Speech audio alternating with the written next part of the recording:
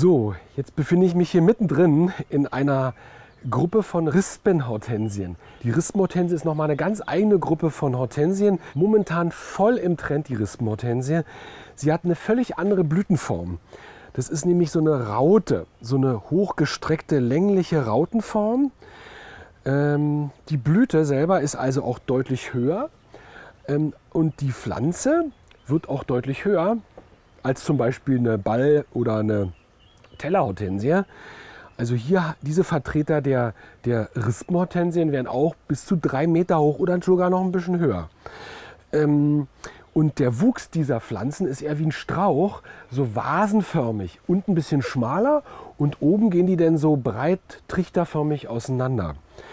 Und die Besonderheit dieser Rispenhortensien ist auch, dass sie vollsonnig stehen können. Also in der prallen Sonne gedeihen die wunderbar. Anders als unser Vertreter der Serrata-Hortensien, der ja Sonne hasst.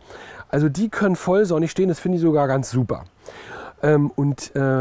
Es gibt, wie Sie sehen, mittlerweile einen Haufen Sorten. Und meine Lieblingssorte, die geht hier gerade so schön auf, das ist die Sorte Limelight. Limelight, das ist so ein grün-weiß in der Knospe, jetzt in der frühen Knospe. Und die Limelight geht in den nächsten Wochen und Monaten dann weiß auf und verblüht dann erst so im Oktober zartrosa. Also sie hat auch wieder so ein wunderschönes Changieren der Farben von grün über weiß bis zartrosa. Sehr, sehr schön. Dann haben wir hier eine ganz andere gestreckte Blütenform mit Schaublüten. Das ist die Sorte Great Star. Die Raute, die Blütenrispe ist nachher, wenn die dann richtig voll aufgeht, 20 cm bestimmt hoch. Und deswegen Great Star, weil sie eben wie bei der Tellerhortensie Schaublüten um die Rispe herum hat. Und die sehen dann aus wie kleine Sterne. Und nicht zu vergessen, auch eine meiner Lieblingssorten ist Wims Red. Wims Red, deswegen, sie geht jetzt zart so weißlich grün auf. Die Blüte ist auch recht gestreckt, hat auch hier wieder so ein paar Schaublüten wie bei der Tellerhortensie. Aber wenn es dann jetzt ein bisschen kälter wird und wir haben September, Oktober, dann wird aus der weißen Blüte eine richtig himbeerrot bis bordeauxrote Blüte. Also der ganze Rispenstand wird dann eigentlich kräftig rosarot. Und das ist ein Hingucker, vor allen Dingen im Spätsommer bis zum Frost ist Wims Red echt ein Knaller. Jetzt sind wir angelangt bei den sogenannten Raublatthortensien. Die Raublatthortensien werden imposante, große Hortensiensträucher. Sie blühen auch etwas später. Also wir haben jetzt Juli, also die Raublatthortensie ist hier noch nicht mal richtig in Knospe, aber Sie sehen das riesige Laub und wir ahnen schon, diese Hortensien wären sehr groß. Die wären rund 2,5 bis 3 Meter hoch, sollten auch unbedingt wenig Sonne kriegen, im Halbschatten stehen und wenn, dann sollte man einen Standort verwenden, wo die Sonne so durchbricht durch hohe Bäume, also ein lichter Schatten wäre ideal. Und auch die sind so ein bisschen empfindlich, so im ersten Standjahr, wenn man sie sich kauft, sollten Sie auch wie bei der Eichenblatthortensie einen Winterschutz unbedingt um den Wurzelbereich anlegen. Und jetzt gibt es bei dieser Gruppe der Raublatthortensien eine Neuheit seit ein paar Jahren, und zwar die Sorte Hot Chocolate. Sie sehen schon, dieses Laub ist auch recht groß, nicht ganz so groß wie bei der normalen Art. Und diese Sorte hat aber so eine wunderschöne rote Blattunterseite, was so ein bisschen erinnert an heiße Schokolade. Und die Blüte beider ist dann so rosa-violett. Und die Blüte ist, wie gesagt, ein bisschen später, Juli, und reicht dann so bis in den September, Oktober. Eine weitere Gruppe der Hortensien sind die Gruppen der Samthortensien. Die Samthortensien haben bloß noch ein behaarteres Laub. Also sie sind im Habitus ähnlich, wären 2,5 bis 3 Meter hoch.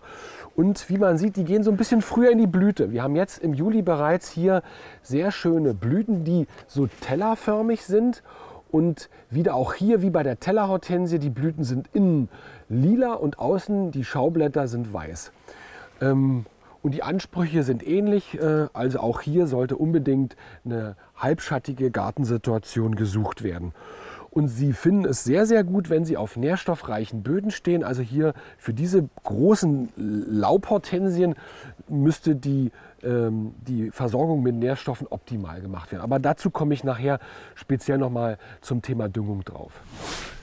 Jetzt sind wir bei zwei Vertretern, das sind Kletterpflanzen. Also das sind Hortensien, die nicht strauchartig wachsen, sondern eben klettern an Hauswänden oder eben auch an Baumstämmen hoch.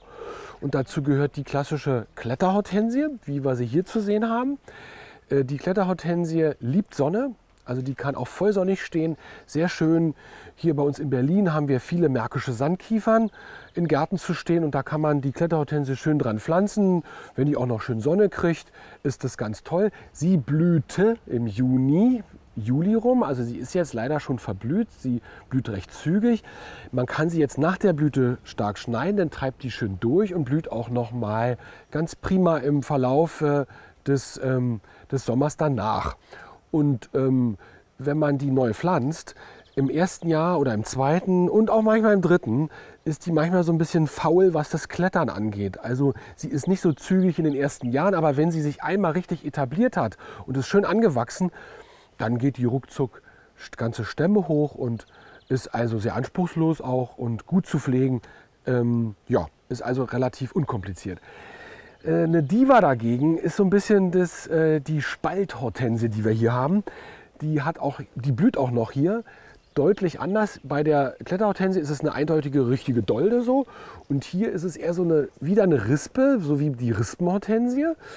Und Sie sehen schon am Wuchs so, also die klettert zwar, aber sie klettert langsam, bizarr, ist so ein bisschen verpimpert, so sage ich mal, ist so langsam, wie gesagt, im Wachstum und braucht so Zeit und aber ist eben so, hat auch einen Charme, weil dieses bizarre Schräge ganz schön ist, aber man muss sie auch anbinden. Sie macht so ungerne eigene Haftwurzeln.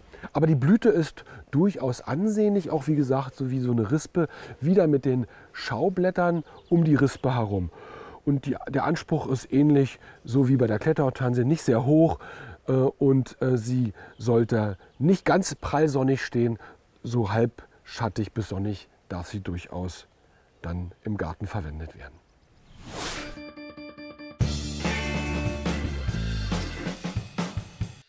Und ich habe Ihnen hier nochmal tabellarisch dargestellt, welche Hortensien die Sonne lieben und welche den Schatten.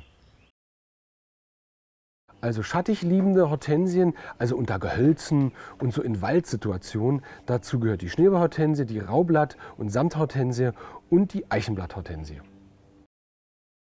Für den Halbschatten geeignete Hortensien, also das heißt, wo stundenweise mal so ein bisschen Sonneneinstrahlung reinkommt, beziehungsweise vielleicht am Rand einer waldigen Ecke. Dazu gehört dann die Schneeballhortensie, Raublatt, Samt und auch die Bauernhortensien, Rispenhortensien, Eichenblatthortensien und die Serrata-Typen.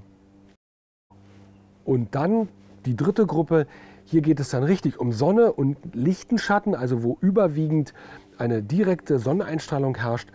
Die schon erwähnten Schneeballhortensien, auch hier in Teilen die Bauernhortensien, Rispenhortensien und die Spalthortensie.